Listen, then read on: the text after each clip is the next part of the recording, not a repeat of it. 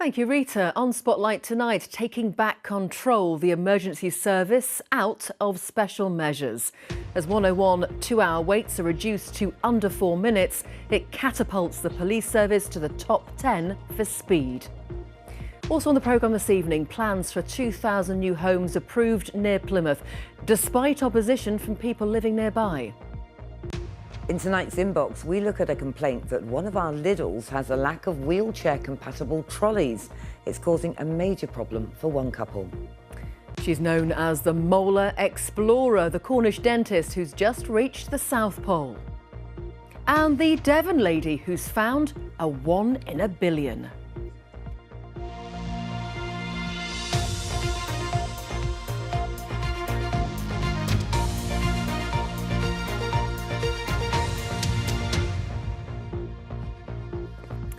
Devon and Cornwall Police says it's made significant improvements in how quickly it answers 999 and 101 calls.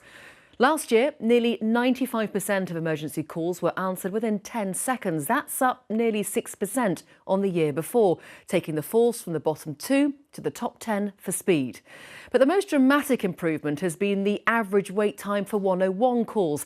Now, in the past, you could wait up to 2 hours or more, but last year, the average wait was 3 minutes and 43 seconds. Andrea Ormsby explains just how they've done it. Police emergency. Rob Champness has been a call handler in the Devon and Cornwall Police Control Room for 10 years now. He says it can be stressful and sometimes traumatic. But in the last few years, it's been more than that, embarrassing, because the force was put into special measures over the time it was taking to answer emergency and non-emergency calls. It was quite demoralising, to be honest. At times, you'd come into 4-hour-long 101 queues, the emails being 3,000 emails with a 2-week wait, red splashed all over the boards. It was quite demoralising because you knew as soon as you started dealing with those members of the public, they're going to be angry, and rightly so. But the red has made way for green, as the force says it's made rapid and sustained improvements, so much so that in September it was taken out of special measures. The change and the feeling is palpable, to be honest. You can really tell everybody is so much calmer, so much more relaxed, and actually enjoys coming into work. Police emergency. The improvements have come about in part because of IT improvements, process changes and the introduction of callbacks. The force has moved from the bottom 2 to the top 10 for 999 calls, and for 101 calls it's gone from hours in some cases to minutes, on average 3 minutes and 43 seconds to answer the calls. I am super proud of my teams that work in the control rooms and on the front line at the front inquiry offices as well. This is a team effort. No one person could turn this around. But probably for about 10 years we've had trouble in the contact centre, and to now walk in, retaining our staff, they've always wanted to do a great job, and now we can do that even better and get that confidence with our public. But sometimes the public are the problem. Police emergency? Problem police station. You know, you're free to 999. What's the emergency? I need to get through to Problem Police. Sorry, I've rung the wrong number. Hello, I've lost my phone and I'm told to call the police. It's emergency. Oh, you're right, buddy. I'm not sure if it's quite an emergency for you guys. What's the emergency at this moment in time? It's not an emergency, but... There are people who really need our help, and we're tying up those lines and can't get to the next person that's waiting. We've had people in the past ring up to ask us what the time of day is and their clock's not working. We've had people calling up because they have no toilet paper in the house. Those calls are not 999 matters, and they're not policing matters either. The call handlers here in the Devon and Cornwall Police Control Room had nearly 600,000 contacts from the public last year, answered faster, and they're determined to get faster still. Andrea Ormsby, BBC Spotlight, Exeter. Plans to build 2,000 new homes, a primary school, retail space and community facilities in Devon had been approved despite opposition from people living nearby. Developers got the green light at a council meeting today to build on fields in Woolwell on the outskirts of Plymouth. Miles Davis reports. Developers got the go-ahead today to build 2,000 homes, a primary school and retail space on these fields in Woolwell between Plymouth and Dartmoor. Some people living in the area are appalled. They'll be right by this hedgerow here. The lane is staying, that'll be a cycle lane, so I believe. But the back gardens and houses will be all over. as far as you can see, right from this hedgerow, which is where we normally get deer. It's devastating. We'll lose all of our views, all of our privacy, the peace and quiet, everything really. It's the reason we bought this house in the first place 20 years ago. More than 1,600 people objected to the plans, mainly to do with construction, traffic and pollution. The councillor for Woolwell also said an average of 12.5% affordable housing was not enough. My concern is, again, quality of life for residents. They do not deserve to have 225 construction vehicles coming through Woolwell on a daily basis. Is it going to work? What are their plans for helping the people who already live here to increase the facilities for us at the moment? There's a lot of wildlife here in Woolwell, you know, with the woods. It's going to impact the, you know, the masses of deer and wildlife that we have here, people that walk their dogs.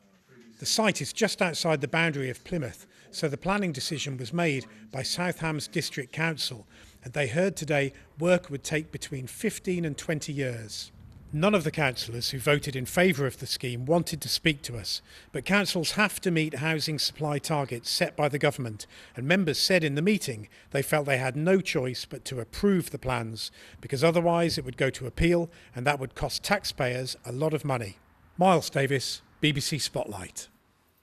Now, this time last week, we were talking about the NHS under extreme pressure. Now, thankfully, things have eased just a little this week. But as we often report, when things get tight, it's getting patients discharged from hospital. That's the real challenge. Where do they go to get the aftercare they need? Well, Alistair McKee has been to a care home in Somerset to see how they manage day to day. Barbara Black Sheep. It's book club at Beaufort Park Retirement Village. Among the group is 92-year-old Janet Wills.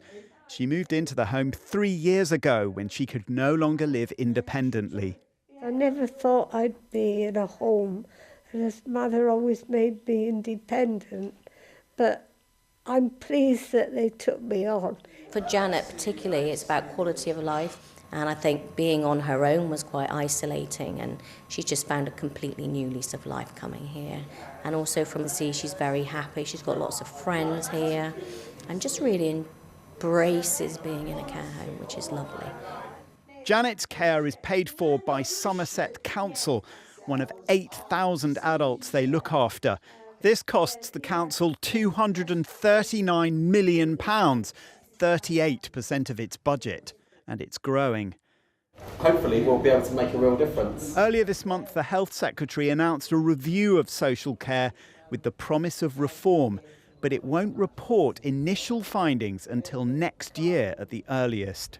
We've got a plan, not just for the next few years, which this government will deliver on, but a plan for the next 3 decades that all parties can sign up to. That's the level of ambition we have, and that's how we're going to break out of the short-termist sticking plaster politics. We've been saying since we were elected in 2022 and the new council came into being in 2023 that the social care system is broken. So we're very pleased that the government are looking at it again, but the thing that worries us is that they're talking about 2028 as being the time when the review reports. That's too long for us because we've got a crisis now and every year in meeting our social care obligations. Sarah is also concerned about the impact on care homes of national insurance rises announced in the last budget. And that is a problem for our care providers and care homes. We are hearing that some 22% or more of them may go bust in Somerset and they won't be able to provide the care. Now that is a real issue for us. Back at Beaufort Park, Janet is well looked after, while the business of keeping her that way is becoming ever more challenging. Might live till I'm 100, I don't know. I'm troubled down here, so that's why they don't have me out there. Alistair McKee, BBC Spotlight in Somerset. A 44-year-old man from Newton Abbot has been jailed for 3 years and 2 months at Exeter Crown Court after admitting setting up cameras to watch young boys in private and school settings. The court heard that David Yilmaz, a Czech national and IT expert, had hidden at least one of the cameras inside a Wi-Fi router and another in a cotton bud box. The offences took place in South Devon and the school recording offences took place at an educational establishment in Suffolk. Yilmaz also pleaded guilty to various counts of making indecent images of a child and for possessing a prohibited image. Just over £14 million is to be spent on the emergency department at Torbay Hospital. The new capital investment from NHS England will be used to build a new wraparound extension which will increase capacity and help reduce the time people are waiting for urgent and emergency care. Plans to boost Dartmoor's heritage and natural beauty have been awarded £3 million by the National Lottery Heritage Fund. A major programme of work will take place to restore nature and protect Dartmoor's cultural heritage. The communities of Oakhampton, Iverbridge and Princetown will become hubs for visitors. And in a separate move, £58,000 worth of lottery funding will go towards conserving the endangered heritage Dartmoor pony breed. The ponies are listed as at risk by the Rare Breeds Survival Trust. There are currently around 300 of them on the moors. Now it's time to find out what you've been emailing us about and whether we've been able to help. Here's Natalie with this week's Inbox.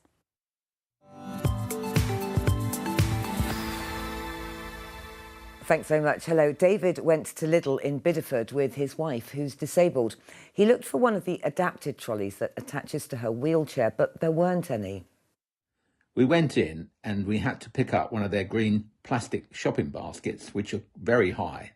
And my wife had that across her lap, which virtually came up to her chin, just below her nose. And we went around the shop, and obviously we were restricted in the amount of shopping that we could do. When we got to the checkout, we mentioned to the checkout lady, who was very helpful, that there were no trolleys there. And she said that she would report it to the manager. And David kept reporting the situation, but got nowhere. We contacted Lidl and they said the trolleys had been removed because they were severely rusted. New trolleys were ordered immediately and a temporary replacement was put in place in the interim. They said we recognise and apologise for the inconvenience this may have caused and continue to follow up with our supplier to ensure that we've got new trolleys in place as soon as possible, and they're now looking for more temporary trolleys. Well, to another David now. His problem was with Octopus Energy. He and his wife moved house and had new meters fitted. That's when things started to go wrong. We have been receiving a gas bill, but no electric bill. After corresponding on numerous occasions, we were getting nowhere. Well, it looks like one of the meters was faulty. We contacted Octopus and that's been replaced. David and Sue are now getting bills for gas and electricity. In 2023, Sharon bought a sofa and chair from DFS costing nearly £2,000. Last year, they noticed there was mould growing up the backs and sides. They reported this to DFS as they were still within warranty and an engineer told them to clean it.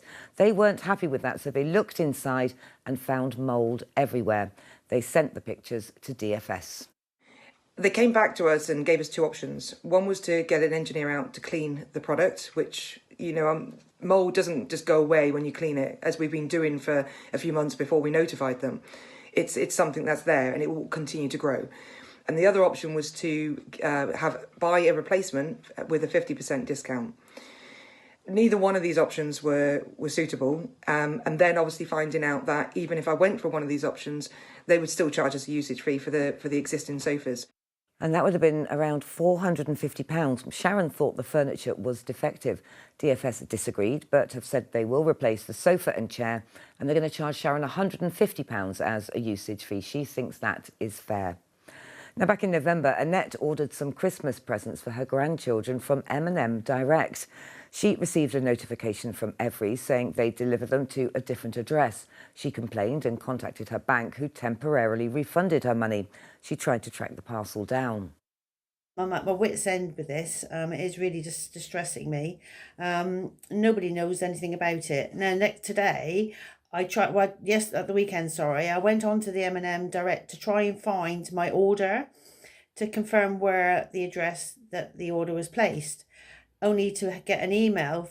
Well, I couldn't get onto my account, so I got an email last night to say that due to me reclaiming the money back, they blocked my account and was no longer able to make any orders from the company. M&M told us the parcel was delivered to the address on Annette's account. They've refunded her now and said It's normal practice to place a hold on future customer orders until all credit card disputes are resolved within the company, and they're going to give her unlimited delivery for a year.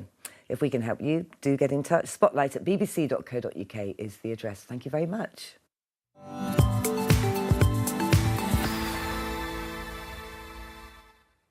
Well, thank you for joining us this evening. And next tonight, the family of Barnaby Webber from Taunton, who was killed in a stabbing attack in Nottingham in 2023, have made their first donation through the charity they set up in his name. They decided to award it to teenager Isla Grist, who has a rare skin condition and was in need of a new wheelchair. Over Christmas, the Webber family visited Isla and invited our reporter Tim Muffet along. A warm welcome to the Highlands. To a home filled with love. The home of the inspirational Isla Grist. Paying a New Year's visit, David and Emma Webber, who have come to see how money raised by the foundation set up in memory of their son Barnaby is transforming 16-year-old Isla's life. So cool. Why did you decide for me to benefit from the Barnaby Webber Foundation? That's a really good question. I think that somehow you decided it for us, because everything that that you have to go through, but also your bravery and all the challenges, I think it just sums up what we've put into Barnaby's foundation. Isla's challenges are immense. She was born with the rare genetic disorder epidermolysis bullosa, or EB as it's known. It damages Isla's organs, her development, and in particular her skin. Blisters inside and outside Isla's body mean she's in constant pain. In 2023, Barnaby Webber, a student at Nottingham University, was one of 3 people killed by Valdo Calacane. The family set up a foundation in Barnaby's honour to support young people facing life challenges. We would like to make our very first donation, an award, if that's the right word, to you. Oh, thank you. Because you're so special. I think you're so brave. Anything comes to mind? Maybe a wheelchair that you can lift and put in the car. Because my one, like an electric wheelchair that's not heavy. And here it is. Paid for by the Barnaby Webber Foundation and the charity Deborah. There's a message from Barnaby's brother, Charlie. I'm so pleased you're happy with your new chair, and it means a lot to us that we can do anything to help you. Hope to see you soon. Hi Charlie, this is my wheelchair and thank you very much. 2 families who know full well how challenging life can be. But Isla, whose strength and determination has inspired so many, will this year be more independent than ever. Tim Muffet with that report there. Now, you may remember about a week ago we met Johnny Huntington from Kingsbridge, who became the first person with a disability to get to the South Pole solo and unsupported. Remember, we chatted with him. Well, now a dentist from Cornwall, nicknamed the Molar Explorer, is celebrating reaching the South Pole solo and unsupported as well. Kat Burford from Cahellan skied more than 700 miles across Antarctica to complete the challenge, becoming only the 13th woman to do so. Well, Kat has been speaking to Tamsin Melville from her tent in Antarctica, where she's now waiting to fly home. The moment a dentist from Cornwall fulfills a lifelong dream. 44-year-old Kat Burford took 53 days to ski the 704 miles from the edge of the Antarctic continent to the South Pole. Yes, I've made it. I got here about 8:30, 8:40 or something this evening. Now she's having a very well-earned rest in relative luxury. I'm in a tent in a very windy Union Glacier in Antarctica. Complete whiteout all day, as in absolutely couldn't see anything, no horizon. Kat posted updates as she went along, uphill all the way and pulling everything she needed behind her. Within a few days of setting off, there'd been some unusual kind of snow conditions, so the snow was really deep and I had 100-kilo pulk that was just sinking, so I had to kind of ration my food from the start to make sure that I'd have enough. And then had a bit of a fuel spill as well, so that was something else that I had to kind of ration. So I went without hot food for quite a while. And it turns out Cornwall is the perfect training ground for budding polar adventurers. Not only have you got the kind of the ups and downs of the cliffs, because the whole of the expedition is uphill, and the snow conditions change from being soft, kind of hard, and I live near Gadreevy and the big long sandy beach, and that was just perfect. Kat's inspiration was her geography teacher, Alison Taylor, who passed away a few years ago. I can't tell you how many times I kind of drew on that, like that energy when I was feeling like it was really tough. Brought her along with me, and when we got to the pole, we had a little moment. So. And Kat hopes to inspire other women and is working with the University of Exeter on women's health and endurance sports. Certainly when it comes to the South Pole, it's very much a male-dominated environment. But now the women are really smashing it, and it's fantastic to see. But there's a long way to go to kind of break down some of the other barriers. Along with her husband and friends, there's something in particular Kat has missed. Cup of tea. When you're on expedition, a tea bag weighs more when you've used it than when you don't. So I've missed that. Brilliant stuff. And by the way, if you have any positive or inspirational stories to tell, do give us an email, spotlight@bbc.co.uk. Now, how about this for a cracking story? A woman from Devon has found a perfectly round chicken egg that experts say is extremely rare. She's putting the medium-sized brown egg up for auction after being told it may well be a collector's item. A round egg found in Berkshire sold for £200. So to see what all the fuss was about, we scrambled reporter Johnny Rutherford to the breaking story.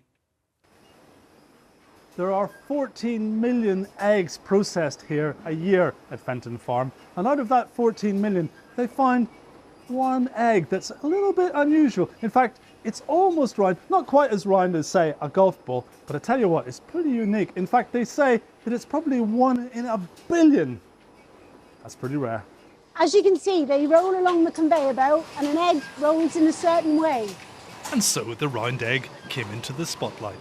What do you think anybody would want with a round egg? I have no idea, but it's something that nobody else has got. Elon Musk hasn't got a round egg, has he? But Alison doesn't know where it came from, as Fenton Farm collect their eggs from various free-range farms across the southwest. All right, you've heard about the goose with the golden egg. Which one of you chickens laid the round egg? Was it you? How about you? Alison is auctioning the egg on the 18th of February in Exeter to raise cash for the charity Devon Rape Crisis. Hopefully it will sell for a lot of money. Spherical chicken eggs are quite unusual, and there have been people who have paid, sort of north of 100 and sometimes £200 for them, just because it's an unusual thing. Who's going to buy an egg? Because it'll go out of date, won't it? It will go out of date, so I would imagine it will have to be blown, where the yolk will be removed from it. I don't know how you do that, but that would be something. And then just put on a plinth, because there aren't many people in the world that have a round egg. They're hoping that this egg will actually raise quite a lot of money for charity. Only joking. This one is actually for my lunch. Johnny Rutherford, BBC Spotlight, Fenton Farm, near Wellington. Do you think we can get this cooked? I have to say, my heart went into my mouth when he dropped that egg. I thought, oh, Johnny, what have you done? Oh, dear. Anyway, let's have some calmer times now and hand to David with the weather. Still quiet, which is good news. Thank you, Victoria. Hello, good evening. And we've had some mist and fog in places. We've also had a bit of sunshine in places too. It looks like we're going to continue to see a bit of a mixture. There will be some mist and fog overnight tonight, and there will also be some fine weather to look forward to tomorrow. So let me show you some of our other Weather Watchers pictures from today. This is on the North Somerset coast, Kilve, beautiful blue sky and very quiet seas in the Bristol Channel. But this was Budleigh Salterton on the other coast, the south coast of Devon. Very murky and misty this morning. So we tried to find you some sunshine. This is Cholmley in mid-Devon where, yes, the blue sky shone and it was a lovely day, but sunshine here. And actually, when the sun comes out, even though we're still in the middle of January, it actually feels quite pleasant. Just a little bit of warmth now beginning to take effect. But it is another cold night to come tonight, and it is a night with a real mixture. Some of us will see clear skies and fairly low temperatures. Others will see the low cloud and the mist and fog. And for most, I think that's going to be the case. There will be some sunshine again tomorrow, a bit patchy in nature. Some of us will stay grey. Others will get a bit of that blue sky for a short while. And the main weather system still remains out to the west of us, very slow-moving frontal systems that will drift gradually closer and closer as we head into the weekend. But it's the second half of the weekend we will eventually see this, which is cloud and patchy rain beginning to move towards us, but it'll take its time getting here. Just ahead of it, for Saturday at least, Friday, tomorrow and Saturday, we get slightly colder air coming our way. But by the time this weather front comes in on Sunday with a more southerly wind, we'll find the temperatures rise. So you just see a hint of blue as that colder air just sticks over us for the weekend, not particularly warm. But on Sunday and more especially Monday, those temperatures do recover back up into double figures. Patchy cloud around tonight will clear for a time, but then reform into mist, fog and low cloud by the morning. Minimum temperatures round about 0 in a few places where the skies are clear. Where we keep the cloud, 4, 5, 6 degrees will be the minimum temperature. Very light wind, so nothing moving too fast for tomorrow. And there may well be lots of low cloud around in the morning, which will gradually break to allow sunny spells. And it could well be similar locations. It might be mid and North Devon, the North Somerset coast might see more in the way of sunshine compared to other areas. The south coast, for instance, could remain rather grey for a large part of the day. These are our temperatures. They're a little bit down compared to how we started the week. 7 to 10 degrees, the maximum for tomorrow. For the Isles of Scilly here, dry but rather cloudy with a southeast wind that'll be light. These are the times of high water. For Falmouth, 7:17, Bideford 7:59 and Plymouth 7:51 tomorrow morning. Winds are generally from the southeast, although they will be light and variable at first. Generally fair with good visibility. Smaller waves than yesterday, but still good surf. North and south coast will have waves. Best of the waves probably on the north coast here, 4 to 5 feet. So let's look at the outlook for the weekend. Yes, we're going to see more cloud around. It could be on Saturday after a very misty start. We'll get some more in the way of sunshine. Sunday generally cloudy with a bit of drizzle arriving late in the day. And that could be around on Monday too, but at least the temperatures recover by the time we get to Monday. Have a nice evening. Victoria. Thank you, David. Cheryl, I'm liking your style already, those inspirational stories coming in. Spotlight at bbc.co.uk. Thank you for joining us this evening. Hope you can join us again tomorrow. Good night.